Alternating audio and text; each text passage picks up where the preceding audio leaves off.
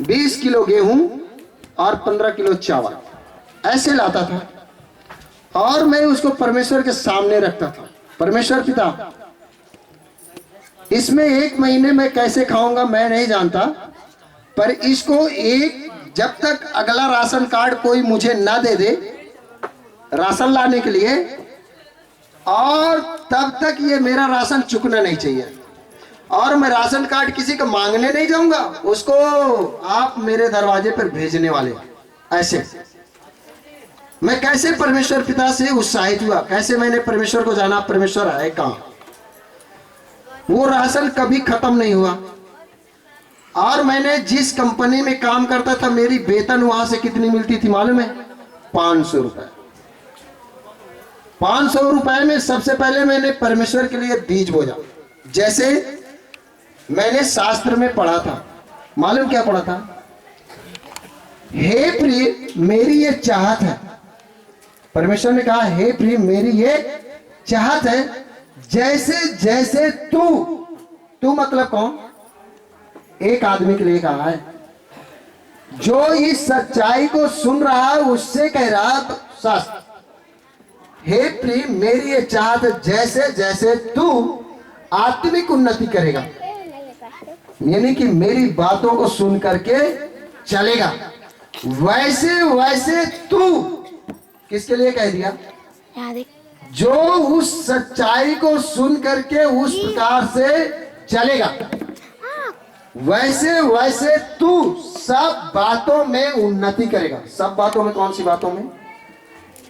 हर एक कामों में उन्नति करेगा। तो सबसे पहले मेरी उन्नति कहां से हुई पता है? मेरे घर का कभी राशन खत्म नहीं हुआ। उस 500 में मैंने क्या किया पता है? उस 500 को मुझको 50,000 रुपए बनाना था। मैंने उस 500 में राशन लेने तो पहले नहीं गया, मालूम है? पहले 500 में 50 रुपए तो परमेश्वर को दे दिया। परमेश्वर ये आपका है, मेरा नहीं है, क्योंकि ये 500 रुपए आपके द्वारा आया, मेरे द्वारा नहीं आया। और वो 500 रुपए से 50 रुपए निकाल दिया और 450 रुपए में मैंने 1 महीने अपने फैमिली के साथ खाया, मगर उसमें से मेरी कोई कमी नहीं हुई। मैंने परमेश्वर को वहां देखा, वाह परमेश्वर पिता आप तो महान, ग्रेट, ऐसे करने वाले। मालूम क्या हो गया? वो 50 रुपए में केवल जो मेरे पास 450 थे ना, 500 आया था ना, 450 मेरे पास बचे। वो 500 में तो 500 तो है, वो 50 का जीरो उठ करके मेरे 500 के आगे रख दिया। कितने महीने में पता है? जस्ट 3 महीने के अंदर उसी ऑफिस के कामों में जो मैं काम करता था, कितना हो गया? 5,000। मैंने परमेश्वर के साथ चलना नहीं छोड़ा, वैसे करता गया। सब बातों में उन्नति करना है ना, एक बातों में नहीं करना है, सब बातों में उन्नति करना। मैंने पिता के काम के लिए भागना चालू कर दिया। मालूम है, मेरे बहुत सारे सीनियर थे, वो मेरे से क्या बोलते थे, रामचंद्र आज तुम किस क्षेत्र में हो, फील्ड में? मैंने कहा सर मैं तो आज ऐसे सिहारी पट्टी में हूँ। मालूम हुआ क्या कर रहा हूँ? सत्संग कर रहा हूँ। मगर उनसे क्या बता रहा हूँ? 4-6 लड़के को मैंने कंपनी का प्लान बता रहा हूँ।